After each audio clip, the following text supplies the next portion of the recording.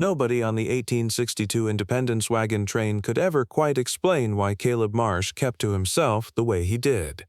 They speculated, the way people will when they have 3 months of trail ahead and not nearly enough to fill the talking. Some said he was still deep in mourning for his wife, Eleanor, who had died of a lung fever the previous winter. Quietly, at home, in the same bed where their son had been born, not 2 steps from the window that looked out over the Ohio fields she had always meant to plant properly but never quite had time. Some said he had always been this way, that disagreeable was simply his nature, as unchangeable as his brown eyes and his habit of walking the perimeter of camp twice before he let himself sleep every night, whether or not there was a single reason to. Thomas Greer, the wagon master, a man of 52 who had made the full journey twice and worn his eyebrows to permanent skepticism, said that Caleb Marsh was the kind of man you were glad to have on a trail and glad to be rid of the moment you reached the valley. He was steady. He was reliable. He did not encourage conversation, and this was precisely what made him both useful and difficult, depending on the hour. Martha Hale noticed all of this, because Martha Hale noticed everything. It was not a talent she had been born with. It was a practice she had learned, the way you learn to watch the sky when you live in a place that does not give you warning. She had been watching carefully for 30 years, and she was reasonably good at it by now. What the rest of the train did not notice, what Martha had not told even Ruth Albright, who slept 2 wagons down and considered herself the most comprehensively informed woman west of the Missouri River, was that Martha had been leaving Cornbread on Caleb Marsh's tailgate every single morning since the 16th of May. She had started by accident. That was the honest account of it, and she kept an honest account. The fire on the evening of the 15th had been the best fire since they left Independence 4 days prior. Set with dry cottonwood she had collected off a fallen trunk, and tended well enough that the coals held steady without fussing. The flour was dry, the salt was right, and before she had fully formed the intention to do anything at all, she had a full pan of cornbread cooling on the wagon gate, and 2 children in no condition to help her with it. Abigail was 7 and had always eaten like a sparrow, small careful bites of things she was not entirely convinced about. Henry was 5 and had spent the better part of the day the particular shade of pale that comes from being rocked sick by a wagon over 4 days of Missouri flatlands. Neither of them needed much. She looked at the bread, and she looked across the camp at Caleb Marsh's wagon, and she thought the thing she always thought when she didn't want to think it. Be practical. His fire had gone cold early. His boy Will, 12 years old and carrying himself with the deliberate seriousness of someone who had decided, recently and without being asked, to be the man of something, had eaten out of a tin that Martha had not inspected closely enough to identify. Caleb himself had not had a meal by any definition she would recognize. She cut the pan in half. She wrapped 1/2 in a piece of cloth. She walked across the dark and the dew-wet grass and set it on the back of his wagon without knocking, and went back to her fire. In the morning the cloth was folded into a neat square on the tailgate, and the cornbread was gone. She told herself that was the end of it. She told herself that every morning for the next 6 weeks, and every morning she was wrong, and she did not examine this at any length. The trail out of Independence in May of 1862 was mud and possibility in roughly equal measure. The first 100 miles moved them across the Kansas border and into the wide, shallow drainage of the land along the Platte, following ruts worn into the earth by 30 years of wagons before them. Grooves deep enough in places that the wheels dropped in the way water finds a groove in stone, and the oxen could have walked the thing blind and barely lost the thread. The grass was still green in those early weeks, the long kind that moved in the wind like something breathing, and the wildflowers came up through the ruts in the mornings and were crushed by noon and came back by morning, stubborn and brief and startlingly pretty. Martha's wagon was 5th in line. She had purchased it herself 3 weeks before departure, using the last of what her husband had left behind him, which was not much but was enough if she was careful. And careful was the thing Martha Hale had always been. Daniel had been a warm-hearted man with a poor grip on practical concerns, and she had loved him for both halves of that equation, the warmth and the impracticality. in the way you love a person for the complete version of what they are when you have decided to love them without amendment. The lung fever had taken him 18 months prior, in October, quickly enough to feel unjust and slowly enough to give her time to make some kind of peace with it. He had not meant to leave her with 2 small children and a house note she could not meet on her own in a county that was not growing toward anything she needed. He had not meant any of it, and she knew that. And she kept knowing it on the mornings when knowing it was hardest. She was going west for the children. She was clear about that. The Willamette Valley, the circulars said. Flat land and good water and a chance at beginning something that had not yet gone wrong. She had believed enough of it to sell everything that could not fit in a wagon and stand in Independence, Missouri on the 12th of May with 2 children and a team she had only been driving for 3 weeks and a face that did not reveal what she was feeling. What she did not say, even to Ruth, even to herself in the darkest part of the night, when the prairie silence pressed in around the wagon like something substantial. Not peaceful, that quiet, just immense, the sound of a world that continued without requiring an audience, was that she was afraid the valley would not be enough, that what she carried inside had nothing to do with geography, that she could walk 2,000 miles and arrive somewhere still too small to hold her. She set that fear aside every morning. She lit the fire. She made the bread. She walked it across the camp. She did not examine why. That was the agreement she made with herself, and she held it. Ruth Albright had been a school teacher in Ohio for 12 years before deciding that 38 was too young to have already determined how the rest of things would go.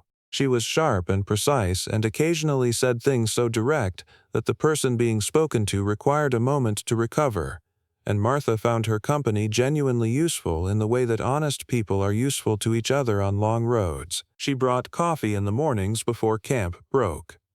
This was one of the true kindnesses of Martha's days. The man 3 wagons ahead, Ruth said one morning, not looking up from the mug she was warming her hands around. It was the first week of June. The Platte was somewhere to their left, invisible in the early dark but audible. A low brown sound. Martha waited. He checked the Harmon family's wheel yesterday. Didn't charge them, didn't say anything about it afterward. Ruth considered this. He also told Thomas Greer that the river crossing he was planning was wrong, laid out a better line. Greer used it. The crossing went without trouble. He knows the trail, Martha said. He's been reading it since Independence. I've watched him. Ruth looked up. He's not disagreeable. He's quiet in a way that reads as disagreeable to people who don't make the distinction. Martha said nothing. The Harmon woman thinks he's the most handsome man on the train, Ruth added. Does she? She does. I told her that handsome and useful are different categories. What did she say to that? She said she was aware of the distinction and had found them compatible before. Ruth paused. You've been leaving him cornbread. Martha kept her eyes on the fire. I make extra. You reach past the plain cloth, Ruth said. The first one you'd grab is the worn one, there on top. You move it and take the second best. I've watched you do it. Martha opened her mouth. I'm not saying a word about it, Ruth said, with the particular serenity of someone who has already said everything they intended to. I'm just keeping you honest. That night, lying in the wagon with Abigail's slow breath on one side and Henry's small sleep sounds on the other, Martha thought about what it meant to reach past the first cloth you touched. She thought about Daniel, and about how it had taken her 3 years to stop being surprised by the warmth of being known by someone in all the daily specific ways. She thought about the fact that she was 30 years old and had not let herself want anything, not one clear particular thing, since the October he died. She told herself she was tired. She went to sleep. In the morning she got up before the horn and walked across the camp in the gray hour and set the bread on the tailgate and did not think about which cloth she used, because she did not need to think about it. The Platte River announced itself on the 28th of May with a change in the smell of the air, something wide and brown and low to the ground, and then came into view a shallow-moving thing that looked less like a river and more like a decision the land had made about what to do with too much water and not enough direction. It ran wide and flat and silt-colored, slow at the edges and faster in the middle than it appeared, and the smell of it in the heat was the smell of things that had been sitting in the sun past the point where they were enjoying it. The road beside the Platte was soft sand that pulled at the wagon wheels and tired the animals faster than mud ever had. The gnats came up at dusk in clouds. The children cried in the particular register of children who have been uncomfortable for long enough that they no longer believe it will stop.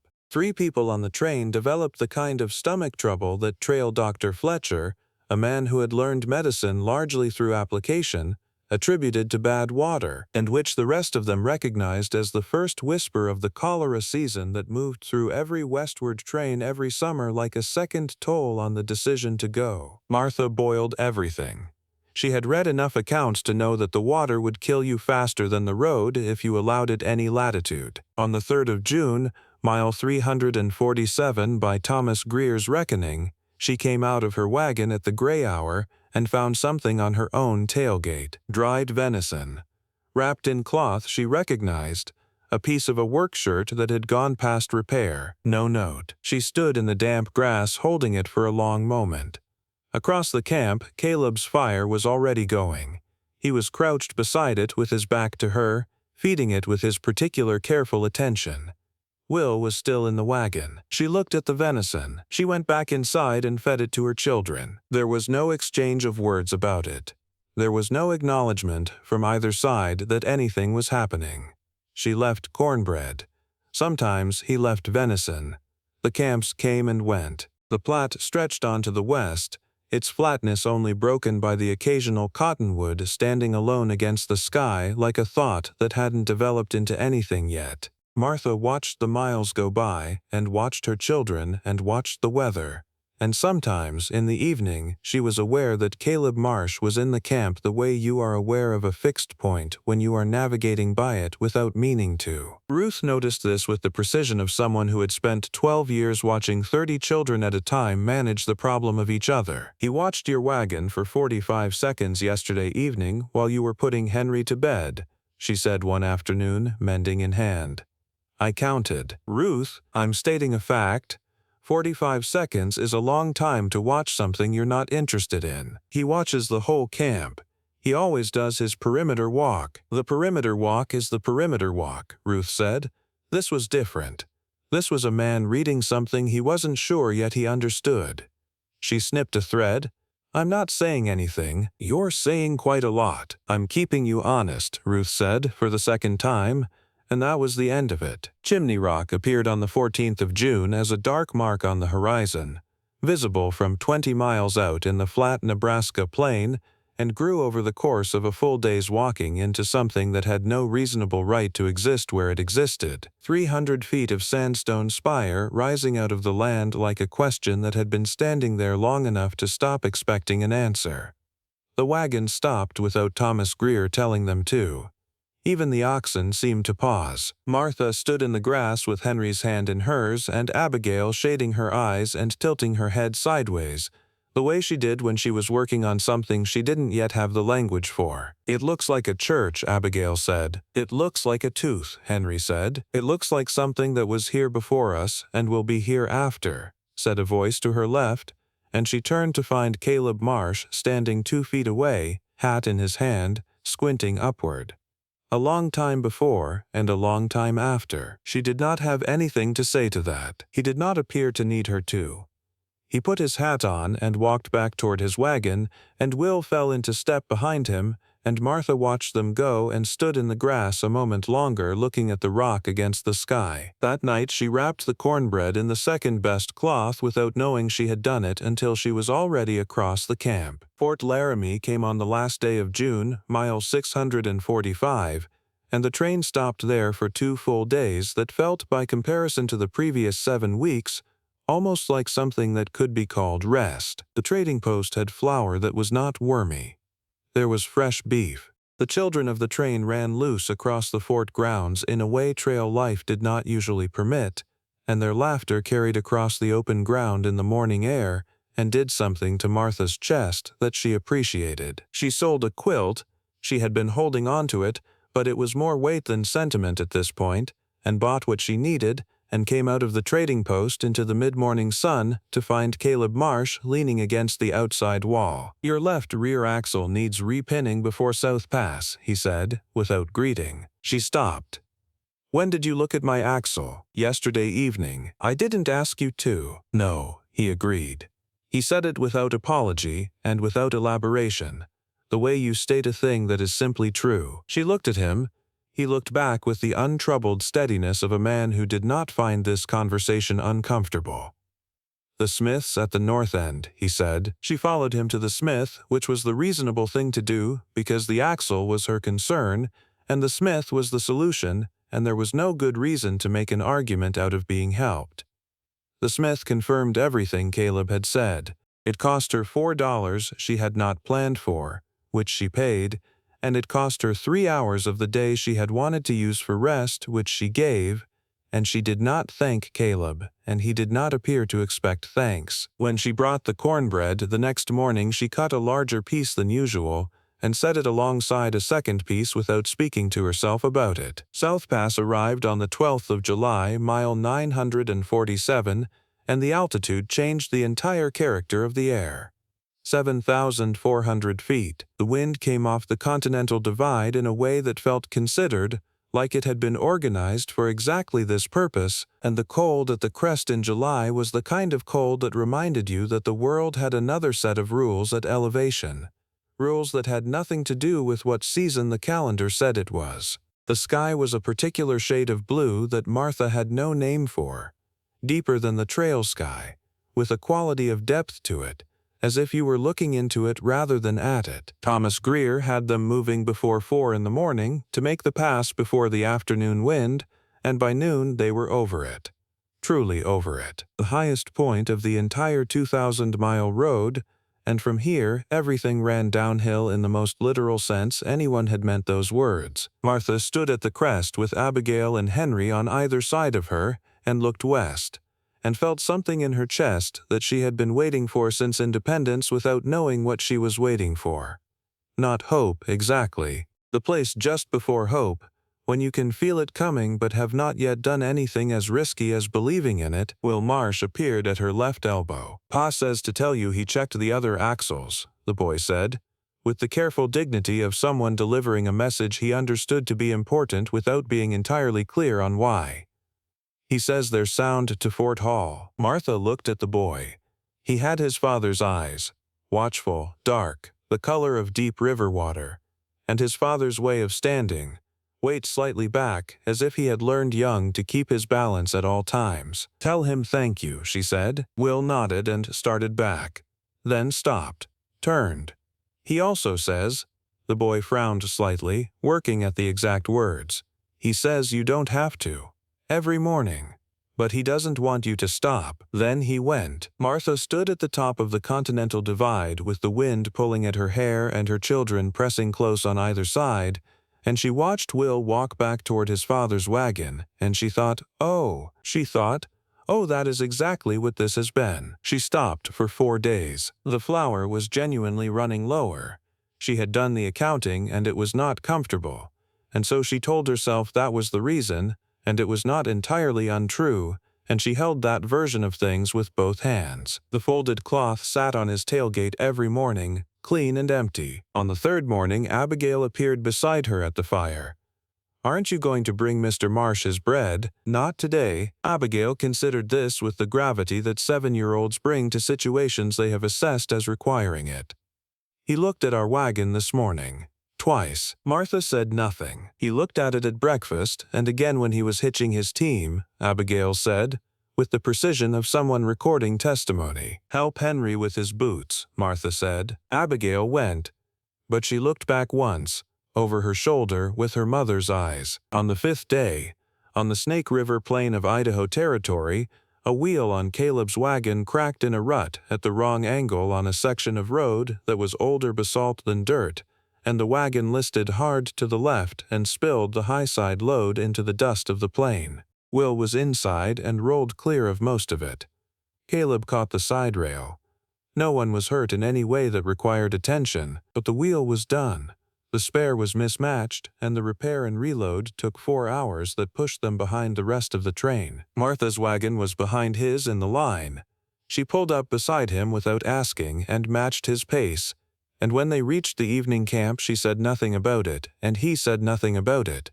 And when the wagon circled and the fires went up, he came to hers. He stood at the edge of the firelight with his hat in his hand, which Martha had come to understand was how he arrived at difficult things. "I've been trying to figure out the right way to say something to you," he said. For about a month, she waited. "The trouble," he said, "is that everything I think of comes out either too large or not enough." "Most true things do," she said. He looked at her across the fire. The light moved across his face, and she saw the lines at the corners of his eyes that she had been noticing since the Platte without letting herself catalog them, and the particular set of his jaw that was not stubbornness exactly but something more like the face of a man who had decided long ago that if a thing was worth doing it was worth doing all the way. "My wife used to make bread," he said. "Pennsylvania style, not cornbread. She was from Lancaster County. She made it every week." He paused. "I don't think about her less because of yours. I want to be clear about that." "You don't need to be clear about it," Martha said. "I wasn't worried." "I know you weren't," he said. "I was telling you anyway." He was quiet a moment. The fire said what it always said. Henry made a sound in the wagon that was not quite waking. "You are the most steady person on this train," he said then, quietly. "I have been watching the whole train for 4 months, and I know what I'm saying.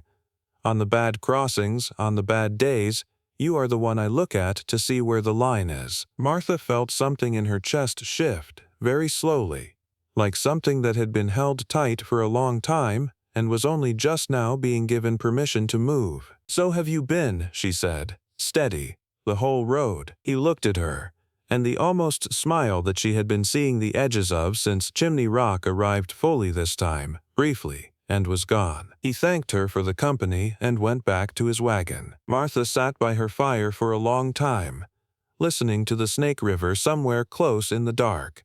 Not visible, just present, a sound like something that knew where it was going. And she thought about a woman in Lancaster County who made bread every week and whose husband had learned the recipe without being asked to. She thought about what it meant to be watched from across a camp not for danger but for steadiness. She thought about Daniel, who had watched her the same way in the early years, and about how the particular experience of being seen by someone, genuinely seen, not examined, was something she had stopped believing she would have again. She went inside and found the flour. In the morning, the cornbread was on his tailgate before the horn. The Blue Mountains of eastern Oregon came in the first days of August, and they were not gentle about it. The road climbed through timber so dense and old that the light came through the canopy in pieces, coins and shafts of it shifting with the wind, more shadow than sun, and then broke out onto open ridges where you could see 40 miles in every direction and where the wind came sideways at the wagons with enough force to make the canvas strain at its lashings. The descent on the western face was steep enough in places that the wagons had to have their wheels locked and ropes run from the back axles to the trees, the animals unhitched and led separately, every capable hand in the train on a line. Martha walked beside her wagon for 2 days with her heart in her throat and her children in the wagon, because it was safer there even though every maternal instinct she had demanded she get them out. She told herself the math. Moving children on a slope like this was more dangerous than leaving them inside. She did the math again. The math did not make it easier. She held her rope and she walked. On the second day of the descent, on a section where the road turned hard to the left and the drop to the right was something you saw once and then deliberately did not look at again, the rope burned through her palms. She did not fall. That needs to be said first. She did not fall, and the wagon did not tip. But for 4 seconds. And 4 seconds on a slope like that are not 4 seconds. They are something longer and more expensive. She was looking at a choice with no good answer. Caleb was there. She did not know how he moved so fast from where he had been, 3 wagons ahead by the count she kept out of habit. But he was beside her, and his hands were on the rope alongside hers, and the wagon steadied, and she felt the burn on her palms arrive all at once in the delayed way that pain does when the body has agreed to defer it. They walked the wagon to the bottom of the section together. At the bottom she let go of the rope and looked at her hands, which were burned and shaking slightly with the aftermath of things. He looked at her hands, then at her face. "You should have called for someone," he said. "There wasn't time." "There was. You chose not to." She met his eyes. "I don't call," she said. He held her gaze. Something moved across his face that she did not have a precise word for. Not pity, nothing like pity, something closer to recognition. "I know," he said. "I've been watching you not call for 4 months." He went back up the slope to manage his own wagon. Martha wrapped her hands in the cleanest cloth she had left and climbed back onto her seat and told herself that was simply the trail, simply what people did for each other on a road like this one, and there was nothing more to name in it than that. She almost believed herself. Only almost. Oregon City arrived on the 12th of August, a Tuesday. The sky the particular blue of a day that has decided to be clear without any reservation about it. The last miles wound down out of the Blue Mountains and into the Willamette Valley. And the valley was everything the circulars had promised and more than anything a circular could actually prepare you for. The green was deep and layered. The green of things that have all the water they need and have grown accordingly, without apology, in every direction they could think of. The river ran clear over stones you could see to the bottom of. The trees stood straight and tall and close, the way things grow when they have decided on community and held to it through everything. The air was different, softer, with a quality of moisture in it that Martha had not realized she had been missing until she breathed it and felt something in her chest respond to it like a plant responds to water. The wagon circled for the last time. People wept in the particular way of people who have finished something enormous and do not yet know what to do with their hands. Thomas Greer shook hands with everyone in the train, and his voice was lower than usual when he thanked them for the honor of the road. And Martha saw the man's eyes go bright for a moment before he turned away. She put her children to bed that evening and sat by her fire alone and looked at the Oregon sky, which was different from the Missouri sky in ways she could not fully account for. More stars, or closer ones, or simply stars with less between them and the ground. And she thought about Daniel, and she thought about the morning she had set the first piece of cornbread on a stranger's tailgate and told herself it was only practicality. She thought about South Pass and the Platte and the rope burning through her palms.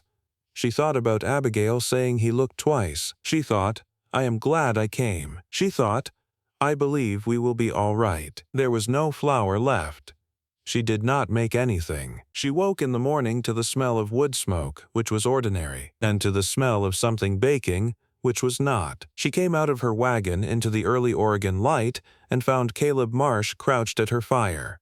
He had set up his small pan. She recognized it from his kit, the flat cast-iron one he used for everything, and inside it was bread rising, not cornbread. Regular bread, the Pennsylvania kind, and the smell coming off the coals was warm and round and right in a way that bypassed every careful thing she had been telling herself for 4 months and went straight to the part of her that had been 30 years old and hungry for something she could not name. He looked up when she stepped down. "I traded for flour yesterday at the supply store," he said. "I wasn't sure I remembered how to do it. She only showed me twice." He looked at the pan.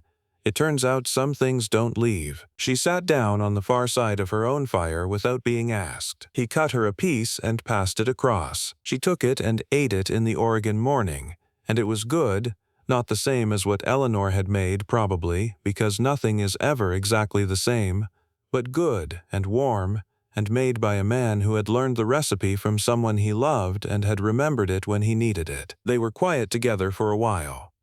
The camp came to life around them. Abigail's face appeared at the wagon opening, sleep soft and curious. Somewhere across the way Ruth Albright smiled into her coffee with the private expression of a woman who has been right about something for months and has had the extraordinary discipline not to say so out loud. "We're on solid ground," Caleb said after a while, quietly, as if noting a fact that needed noting. She looked at him. "You told me to wait," he said, "until solid ground." He looked at the valley, and at the smoke from the other fires, and at his own hands around his cup. "I've been waiting." She looked at the valley too, at the green of it, the deep Oregon green that she had walked 2,000 miles to find, and at her daughter's face in the wagon opening, and at this man sitting across from her with flour on his sleeve and the careful expression of someone who has decided to say a true thing and is leaving the rest of the sentence open for her to finish. She thought about all the mornings, every one of them, from the 16th of May, in the dark and the damp and the insufficient dawn light, carrying something across a camp to leave on a tailgate without a word. She thought about Daniel, who would have recognized what she was doing before she did, and who would have found that funny, and who had always been right about the things that mattered even when he was wrong about the practical ones. She thought about what it meant to reach past the worn cloth to the second best one. "We are," she said, "not more than that. Not yet. But enough." That evening, when the camp had gone quiet and the children were asleep, and the Oregon night had come down soft and clear over the valley, she made another batch of cornbread. The supply store had flour, it turned out, and it was less dear than she had feared. She made the whole pan, wrapped half of it in the second-best cloth, the one with the small embroidered edge that had been her mother's, and walked across the dark and the new Oregon grass and left it on his tailgate, not because she needed to give it, because she wanted to. And she knew the difference now between the two. She knew that he would know the difference too. He found it in the morning, before the camp stirred, and he looked across the distance between their wagons at her, standing in the door of hers. He nodded. Once, the way he agreed to things, without excess or performance. She went back inside to wake her children. They were in Oregon. They were home, and the valley was as green as the circulars had promised, and the bread was warm. And some things, the right things, the ones that matter, you do not forget. There is a diary recovered at an estate sale in Portland in 1974 that no one has been able to attribute to a specific name. The handwriting is a woman's, careful and even, the hand of someone who wrote regularly and meant what she wrote. The last entry, dated August 1862, reads only this: "We are here. The valley is green. I believe we will be all right." No one knows who she was, but she made it. She walked every mile of it, and that is what the trail asked of you. Not that you be fearless, and not that you be lucky, and not even that you be strong in the way people mean that word when they use it to make a hard thing sound simple. Only that you keep walking, and that when someone leaves something on your tailgate in the dark without a word, or crouches at your fire in the morning with flour on their sleeve, you let yourself recognize the gift for what it is. She did, he did, and the valley was green.